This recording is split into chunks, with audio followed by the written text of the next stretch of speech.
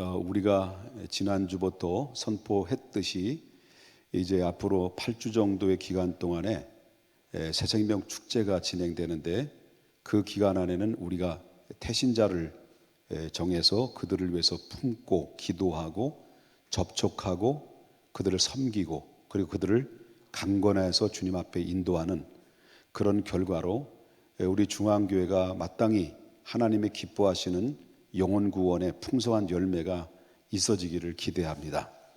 자, 예수님께서 이 땅에 오셨을 때도 오신 목적은 바로 뭐냐면 죽으러 오셨지만, 그 죽음 저 너머 위에 우리를 향한 구원의 목적이었기 때문에, 그리고 구원의 목적은 바로 뭐냐면 우리를 대신해서 구원을 완성하시고, 모든 사람들이 이 구원받을 기쁨의 소식이 모든 사람들에게, 모든 세계 열방 가운데서 다 전파된 후에 예수님이 다시 재림하신다는 약속을 가지고 이 하나님의 거룩한 목적대로 예수님이 이 땅에 오셔서 그 구원의 길을 완성해 나가시는 과정 속에 예수님께서 3년이라는 공백 기간이 있었어요. 3년이라는 공생의 기간이 있었습니다. 예수님은 30이 딱 되는 날부터 그리고 33세 하나님 앞에 부름받을 때까지 그 짧은 이 3년의 기간 동안에 예수님이 행했던 모든 행적들은 정말 어마무시할 정도로 엄청난 이 행적들을 보이셨다라고 하는 거죠. 요한이라는 사람이 이런 얘기했죠. 우리가 성경에 기록된 말씀 이외에 예수님이 행했던 모든 행적들을 일일이 낱낱이 기록을 한다면 바로 이 지구에 다 쌓아 놓을 것이 없을 정도로 예수님이 3년이라는 공생의 기간에 엄청난 일들을 행하셨다라고 하는 거예요.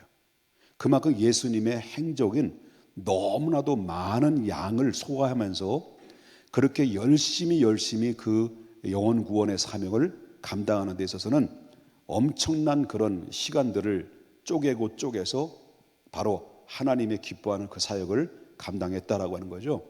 그렇다면 예수님의 그 사역 중에는 전도에 있어서는 3대 사역이 있었습니다. 하나는 복음 전파의 사역입니다. 예수님이 가는 곳곳마다 뭘 전했습니까? 복음을 전했습니다. 그리고 두 번째는 바로 뭐냐면 예수님은 봉사했습니다.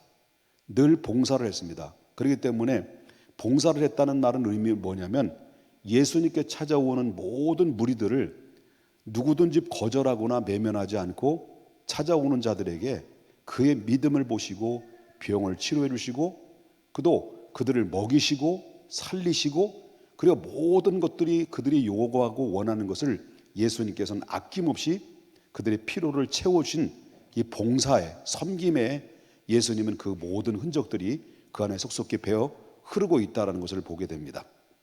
그 다음에 세 번째는 바로 뭐냐면 예수님께서는 가는 곳곳마다 뭘 가르치냐면 하나님의 말씀을 가르치는 사역이었습니다. 그래서 3대 사역이었다고 한다면 복음 전파, 그 다음에 섬김의 사역, 그 다음에 가르치는 사역, 이 3대 사역을 예수님께서 3년의 공생의 기간 동안에 아낌없이 퍼부어 주셨습니다.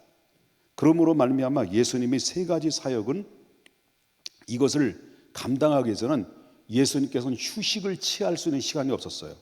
하다못해 예수님께서는 먹을 것도 정말 제대로 이 식사를 이렇게 할 수 있는 겨를도 없이 정말 전도하는 일에, 영혼 구원하는 일에 전심전력을 다했다라는 것을 성경의 복음서를 보게 되면 얼마든지 우리 엿볼 수가 있다라는 것을 보게 된다라고 하는 것입니다. 그리고 예수님의 제자들을 불렀어요.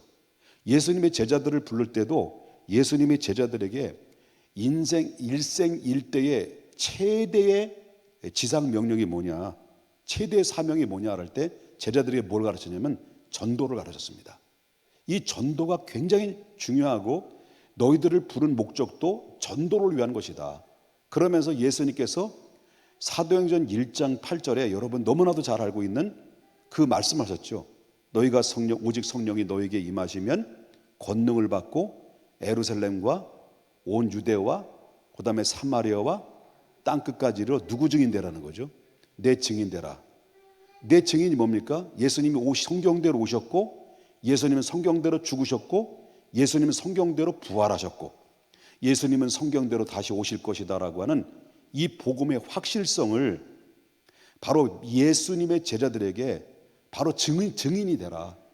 너희들은 직접 두 눈으로 보았고 느끼고 경험했던 그 증인들이 아니냐. 그래서 예수님이 성경대로 오셨던 것처럼, 예수님이 성경대로 죽으셨던 것처럼, 예수님 성경대로 부활하셨던 것처럼 예수님 다시 오신다라고 하는 성경대로 신 말씀을 너희 산 증인으로서 모든 예루살렘을 위시해서 온 유대와 그리고 사마리아와 땅끝까지로 너희가 증인의 역할을 감당하라. 이게 바로 예수님의 제자들에게 지상 명령의 최고의 명령을 주셨다라는 거죠. 그러면 예수님의 사도들에게 이 예수님의 지상 명령을 계승을 했다고 한다면 그 사도들이 그 말씀에 따라서 계승을 했고, 그리고 그 사도들이 오늘날 교회를 향해서 그 뜻을 우리에게 그대로 전수를 했다는 거예요. 그래서 교회의 사명은 뭐냐? 전도예요. 영혼 구원이에요. 그래서 여러분 알다시피 초대교회가 베드로의 설교를 듣고 유대인들이, 디아스포라 유대인들과 그 히브리파 유대인들이 그 현장에서 회개하고 돌아온 백성들이 3,000명이었습니다. 그리고 그 이후에는 5,000명이었습니다. 그 외에는 너무 많았습니다. 근데 그들이 이 예루살렘 교회 중심으로 그들은 모이기를 힘썼습니다. 떡을 떼기를 좋아했습니다. 그리고 모든 재산을 팔아서 그들의 교회는 하나님 앞에 바쳐서 구제했습니다. 그렇기 때문에 헬라파 과부들과 히브리파 과부들에게, 그리고 가난한 자들에게 모든 땅을 팔고 돈을 헌금했던 것을 가지고 공급하고 구제 역할을 했습니다. 그들은 모여서 하나님 앞에 찬양하고 예배하고 모이기를 힘쓰고 교제 코이노니아가 왕성하게 움직이고 있지만은 이 예루살렘 교회가 커다란 병폐가 뭐냐면 우리끼리라는 겁니다. 우리끼리 구원을 받았고, 우리는 예루살렘의 중심을 통해서 바로 유대교의 중심을 통해서 유대인들 중심을 통해서 우리의 교회가 이루어진 것을 통해서 구원은 바로 이 유대 정통 교리의 영향을 받아가지고요, 하나님의 구원은 유대인들에게만 속한 줄 알았던 거예요. 그래서 그들끼리 모인 거예요. 그들끼리 모여다 보니까 바로 하나님이 뭐예요? 바로 하나님의 그들에게 필요한 거 뭡니까? 예수님이 제자들에게 선포된 게 뭡니까? 너희들에게 증인이 되라는 것은 유대인들에게만 증인이 되라는 말이 아니었잖아요. 그래 안 그래요? 유대인에게만 증인이 되라는 말이 아니라 유대와 온 예루살렘과 유대와 그다음에 뭐예요? 사마리아와 땅끝까지로 뭐라는 겁니까? 증인이 되라, 복음 전하라는 거예요. 그런데 그들은 뭐예요? 우리끼리 모여가지고 바로 그들은 나가질 않았던 거예요. 그들은 예루살렘에서 유대에서 사마리아로 나가지 않았다는 거예요. 그러니까 하나님께서, 여러분 알다시피 스데반 집사님이 순교를 하고 난 이후에 바로 이 로마로부터 또 바로 뭐냐면 헤롯 왕으로부터 대대로 핍박이 임한 거예요.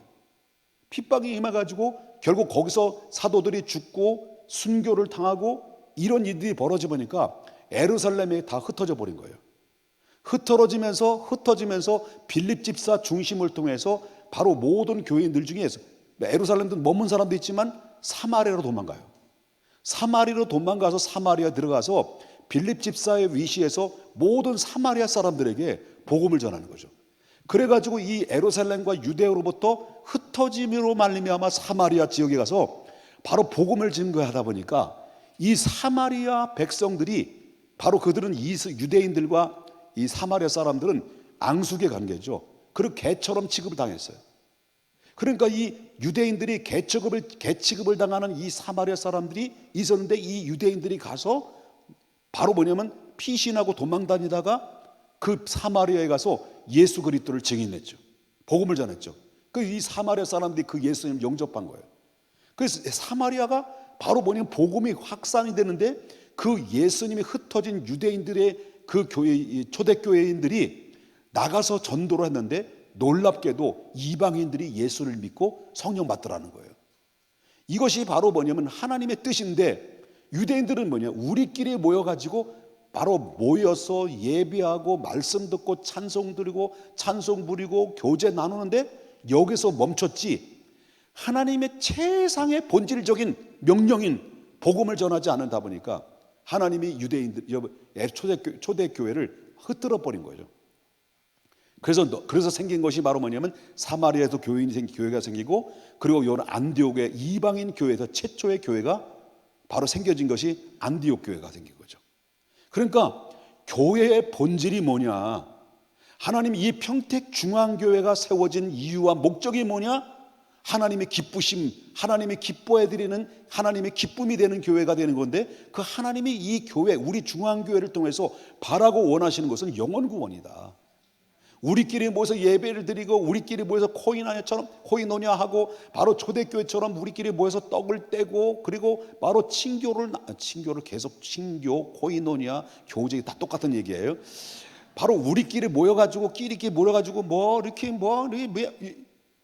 그러면 이것을 교회의 본질적인 사명을 잃어버린 거라는 거예요. 그래서 예수님의 제자들에게 너희는 모여서 예배드려라, 모여서 교제하라, 모여서 구제하라, 이런 말씀하신 것이 아니라 그들에게 가장 명확한 사명을 맡겨준 게 바로 뭐냐면, 너희가 성령이 임하면 권능을 받고 예루살렘과 온 유대와 사마리아와 그리고 어디까지, 땅끝까지 이르러 누구 증인되라는 거죠? 예수님 증인되라. 자민족에서 어디 민족으로? 타민족으로 가라. 이거 바로 뭐냐면 예루살렘 초대교회에 하나님이, 예수님이 제자들에게 지상 명령으로 내려준 거죠. 그 모든 명령은 오늘날 현대 교회에도 동일하게 적용되는 명령이에요. 교회가 전도하지 않으면 그 교회는 죽은 교회예요. 사명을 감당하지 않는 교회는 살아있으나 실상으로는 죽은 교회나 마찬가지다 라고 하는 것입니다. 교회가 영혼 구원에 대한 관심이 없고, 성도가 구원받은 백성들이 내가 구원받은 그 고귀한 하나님의 은혜를 받고 있음에서도 불구하고 내가 전도에 대한 무관심을 가지고 있다면, 구원은 마치 내가 특권인 것처럼 나만 소유하고 나만 특권으로 소유한다고 한다면, 이것은 바로 뭐냐면 우리 이기적인 것이라는 거죠. 그래서 예수님은 제자들에게 끊임없이 뭘 전했습니까? 너는 가서 만민에게 복음을 전파하라. 이것이 바로 전도와 선교의 사명이다. 예수님을 통해서 뭘 발견할 수 있냐면, 예수님께서 복음을 증거하는데, 영혼 전도하는 일에 3년 동안 그 복음 전도하는 일에 정말 최선의 삶을 살아갈 때 예수님이 가는 곳곳마다 여러분 어려움이 있었을까요? 없었을까요? 가는 곳곳마다 예수님은 어려움이 있었습니다. 특별히 오늘 본문에 보면은 예수님이 어디를 갔냐면 예수님이 고향으로 간 거예요. 예수님의 고향으로 갔는데, 고향에 갔는데 배척을 당한 거예요. 그리고 배척을 당했는데도 불구하고 예수님께서는 끊임없이 바로 전도하는 일에 쉬지 않으셨다는 거죠. 여러분 보면 마가복음 1장 6장 1절부터 쭉 보게 되면 예수님께서 거기서 떠나서 고향으로 가셨다 그랬어요. 제자들과 같이 간 거예요. 그런데 안식일이 돼서 회당으로 딱 들어갔어요. 회당에 들어가서서 그들에게 고향 동네에 회당에 들어서 하나님의 말씀을 가르친 거예요. 천국 복음을.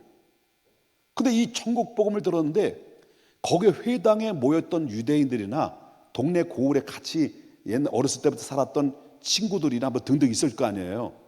이 설교를 듣고, 천국 복음을 듣고, 그들이 예수님의 설교를 하는 그 모든 모습이나 그 입에서 나오는 모든 말씀을 듣고 내가 깜짝 놀란 거예요. 그러면서 그들이 하는 얘기가, 아니 이 사람이 어디서 이런 것이 얻었느냐, 이 사람이 받은 지혜와 그의 손으로 이루어지는 모든 권능은 어쯤이냐. 놀래긴 놀랬어. 정말 이거는 엄청난 사건이다.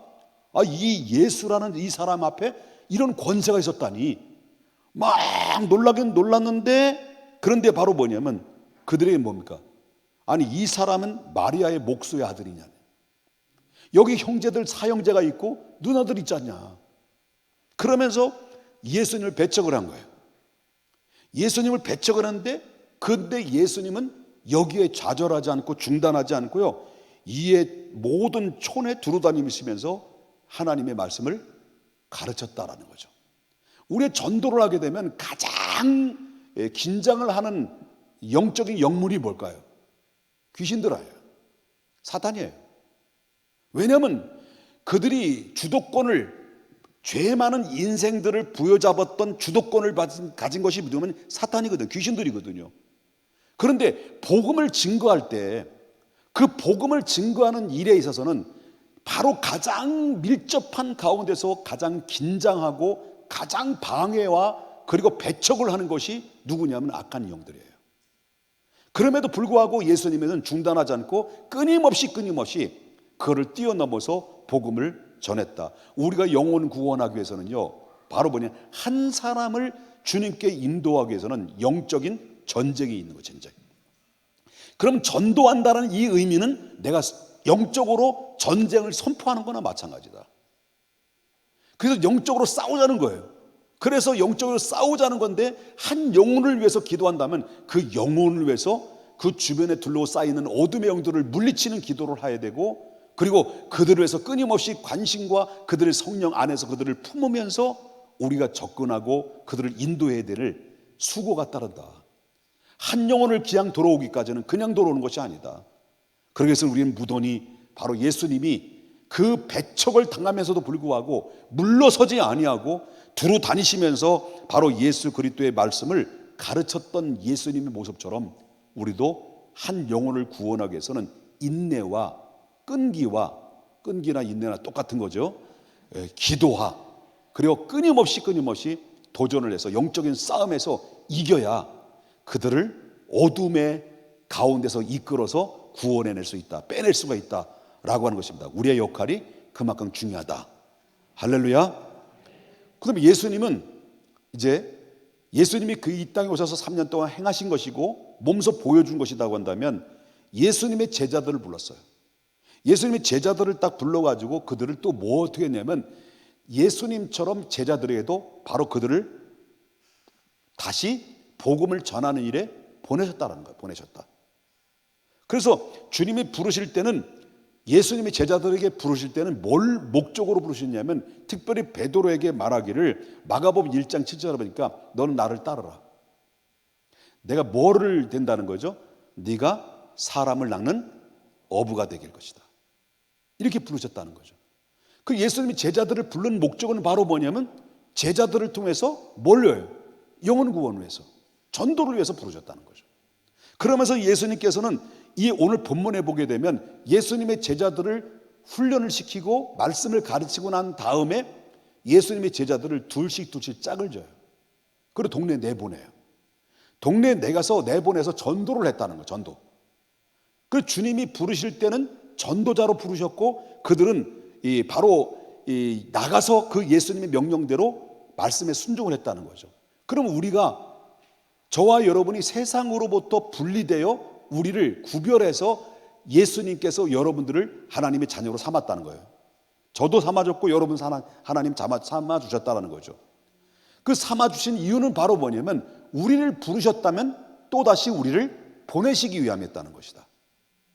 그럼 우리가 보내시기 위함이었는데, 우리가 부름받은 사람들이 하나님의 명령에 따라서 우리는 나가야 되는데 뭘 들고 나가냐는 거예요. 뭘 들고 나갑니까? 우리의 힘으로는 할 수 없잖아요. 우리가 예수님의 말씀을 통해서, 우리가 복음을 통해서 듣고 예수를 영접해서 하나님의 자녀가 됐는데, 너는 가서 제자들을 다시 보낼 때는 그들에게 무엇을 가지고 그들이 나가서 복음을 전하는 거예요. 그런데 놀라운 사실은 예수님이 제자들을 보낼 때 그냥 보내지 않았다는 거예요. 그냥 보내지 않았다. 일단 예수님의 제자들은 그 말씀을 듣고 순종하고 나갈 때 예수님께서 홀로 나가지 않도록 한 예수님이 그들을 그냥 내버려 둔 것이 아니라, 여러분 6장 7절을 한번 보겠습니다. 6장 7절, 오늘 본문의 7절 보겠습니다. 12 제자를 부르사 둘씩 보내시며, 그다음에 뭐 했다는 거예요? 더러운 귀신을 제어하는 뭘 줬다는 거죠? 권능을 줬다는 거죠. 나가지 않으면 권능이 없었어요. 그런 주님의 말씀 듣고 하나님의 명령에 따라서 영혼 구원하기 위해서 우리가 그 말씀 따라 순종하고 발을 딛고 나갈 때 예수님께서 그는 홀로 나가지 않도록 하시고 그들에게 무엇입니까? 더러운 귀신을 내쫓을 수 있는 권능을 주셨다는 거예요. 그건 뭘 말하느냐? 뭘 말하냐면 영혼 구원하기 위해서는 한 영혼이 그 주변에 둘러싸여 있는 그 영혼을 붙들고 있는 주변에 둘러싸고 있는 악한 영들이 그 안에 엄청나게 많이 있다. 그래서 예수님께서 제자들을 내보낼 때 홀로 내보내지 않고 그들에게 뭡니까? 더러운 귀신을 제어할 수 있는 권능을 내려줬다. 그래서 영혼을 구원하기 위해서 먼저입니까? 그들이 갈 때 그 주변에 둘러싸고 있는 그 귀신들이 그 영혼을 구원을 위해서 전도로 나가는 그들 앞에 굴복을 하고 벌벌 떨면서 떠나가고, 그리고 그들의 영혼을 붙들고 있는 그 영혼을 그 제자들의 손에 이끌려서 구원받는 일들이 일어나게 되는 역사가 바로 뭐냐면 그 귀신을 내어 쫓을 수 있는 제어할 수 있는 능력을 예수님이 주셨다. 믿으십니까? 그렇기 때문에 저와 여러분이 두려워해서는 안 된다. 우리는 일단 주님의 명령에 따라서 그 복음의 말씀을 내가 믿고 내가 바라고 내가 지금까지 하나님의 능력의 말씀을 아는 그대로, 그리고 나가서 예수 그리스도의 십자가와 예수님의 부활과 예수님의 재림을 바로 외치면 우리에게 나가서 전할 말을 하나님이 주시고, 우리에게 능력이 필요할 때 우리에게 능력을 베풀어줘서 능력을 행사하게 해주시고, 귀신 들린 그들에게 있다면 그 귀신을 내어칠 수 있는 능력을, 권능을 바로 누구에게? 전도로 나가는 자에게 준다는 거예요.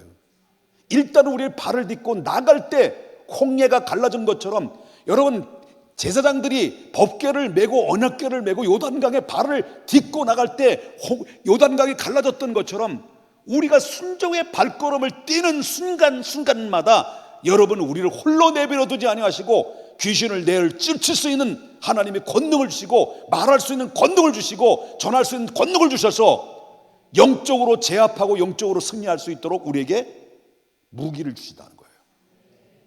중요한 것은 바로 뭐냐면 우리가 순종의 발걸음을 움직이느냐 옮기느냐, 거기에 관건이 있다. 여러분, 예수님께서 전도자로 보낼 때 귀신을 제어할 수 있는 그런 권능만 주신 것이 아니었어요. 자, 보십시다. 병을 고치는 그런 권능만 주신 것이 아니라 또 여기 보면 6장 8절부터 10절 보겠습니다. 명하시되 여행을 위해서 뭐요? 지팡이 외에는 양식이나 배낭이나 전대의 돈이나 아무것도 가지지 말며 신만 신고 두 벌 옷도 입지 말라 하시고, 또 이르시되 어디든지 누구의 집에 들어가거든 그것을 떠나기까지 거기에 유하라. 이 말은 무슨 말이냐면 우리가 말씀을 듣고 전도하라는 말에 순종하고 발걸음을 뛰게 되면 귀신을 내쫓을 수 있는 권능과 병을 고칠 수 있는 권능을 주신다라는 거죠. 필요에 따라서, 어떤 상황에 따라서.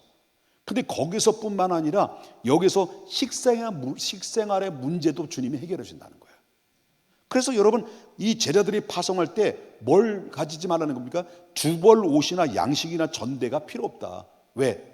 그 전도할 때는 바로 입을 것이나 먹을 것이나 숙소, 바로 유할 것들까지도 이미 다 준비시켜놨다. 중요한 것은 바로 뭐냐면 내가 순종하느냐 순종하지 않느냐에 따라서 거기서 하나님의 능력을 내 몸소 체험할 수가 있다는 것을 보게 된다는 거예요. 왜냐하면 전도는 입을 것을 유할 것을 하나님이 다 준비되어 있기 때문에 우리가 믿음으로 담대하게 나가게 되면 모든 상황에 따라서 나 홀로 그 일들을 감당하지 않고 내 뒤에 역사하시는 하나님의 영이 나와 함께 하셔서 나의 손으로 역사하게 하시고 나의 입으로 역사하게 하시고 나의 행동으로 역사하셔서 그들을 이끌어내는 놀라운 전도의 열매가 맺혀지는 것은 내가 하는 것이 아니라 나와 함께 하시는 성령의 역사가 있기 때문에 가능하다. 믿으시면 아멘 합시다. 그리고 전도의 내용은 뭐냐? 뭘로 전하라는 거예요? 전도의 내용은 뭘로 전하라냐면 12절 보겠습니다. 12절 예수님의 제자들이 나가서 뭘 어떻게 했다는 거죠? 나가자마자 그들이 선포된 말이 뭐예요? 회개하라. 회개하라. 제자들이 나가서 뭘 전하냐면 다른 거 전하지 않았습니다. 예수님의 명령에 따라서 회개하라. 이것은 회개하라는 이 말은 바로 뭐냐면 예수님이 최초의 선교의 제목과 같은 거예요. 예수님께서 최초의 공생의 시작일 때 최초에 선포된 것이 바로 뭐냐면 마가복음 1장 15절에 이르시되 때가 찼고 하나님 나라가 가까웠으니 회개하고 복음을 믿으라. 예수님 첫 마디가 있습니다. 여러분, 세례 요한도 그의 바로 예수님을 예비하기 위해서 먼저 6개월 전에 등장된 인물인데, 그가 바로 뭐냐면 유대인들을 향해서 첫 마디가 외친 것이 바로 뭐냐면 회개하라, 천국이 가까웠다 그렇습니다. 이것은 바로 뭐냐면 회개는 뭐냐? 회개는 구원에 입문하는 과정이다. 구원에 입문하는 과정. 그렇기 때문에 저와 여러분이, 여러분, 우리가 구원을 받는 것은 우리의 죄를 회개하고 그리고 나를 구원하시기 위해서 십자가에 대속해 주시고 그리고 부활하신 예수님을 영접하는 이 과정이 먼저 전제 조건이 우리는 죄인입니다라는 고백이 있어야 되죠. 그래서 예수님이 첫 번째 회개하라 천국이 가까웠다라는 말을 외쳤던 이유가 바로 그것이다 라고 하는 것입니다. 여러분, 우리는 누군가에 의해서 복음을 전해줬습니다. 나에게 누군가 나에게 찾아와서 복음을 전해줬습니다. 아니면 내 엄마 아빠가 내 모태에서부터 예수님이 놀라운 능력으로 놀라운 사랑으로 엄마의 품속에서 기도를 먹고 자랐어요. 이것은 바로 뭐냐면 하나님의 전적인 은혜예요. 하나님의 은혜가 아니면 불가능한 거예요. 여러분, 우리가 돈 주고 구원받은 게 아니에요. 어떤 대가를 지불해서 구원받는 게 아니에요. 하나님의 은혜예요. 이 은혜도 말할 수 없는 어마어마한 큰 은혜예요. 이 은혜를 받은 우리가 나도 누군가에 의해서 복음을 전해 듣고 예수를 믿어서 구원받은 하나님의 백성이 됐는데, 우리는 엄밀히 말한다면 사랑의 빚을 진 자죠. 사랑의 빚을 진 자가, 여러분, 구원받은 은혜로 구원받은 이 특권을 누리는 것으로만 끝난다고 한다면 우리는,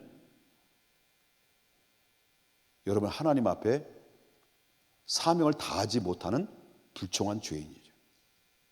그렇다면 나에게 누군가 손을 내밀어 줬고 누군가 나의 이 주변에 둘러싸였던 이 나의 과거가, 에베소서의 2장에 너희는 과거에 세상의 풍속을 쫓고 악한 영을 쫓았던 이런 모든 본질상 진노의 자녀였던 우리를 누군가 나를 위해서 40일 금식할 수도 있었고, 누군가 나를 위해서 금식하며 누군가 나를 위해서 작정 기도하며 나에게 다가와줬고 나에게 손 내밀어줬고, 나는 그들을 거절했고, 나는 그를 배격했고, 나는 그를 미워했고, 나는 그를 핍박했고, 나는 입으로 욕을 했고, 이런 가운데 있음에서도 불구하고 나를 구원하기 위해서 인내하고 참고 견디면서 미소를 지으면서 사랑으로 다가와서 복음을 나에게 계속 전달해 줄 때, 그 사람에 의해서 나는 예수를 믿게 됐고 나는 구원받은 백성 됐어요.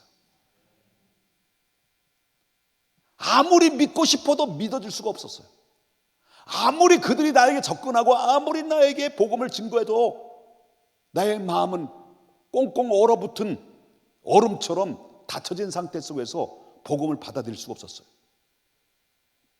그런데 계속해서 끊임없이 포기하지 않고 계속 다가와서 사형리도 가르쳐주고 다리전도도 가르쳐주고 끊임없이 미움과 핍박과 박해를 받으면서도, 그리고 질문 같지 않은 질문을 했는데도 불구하고 한 번도 인상 쓰지 않고 계속해서 사랑으로 인내로서 참아주고 복음을 건네줬을 때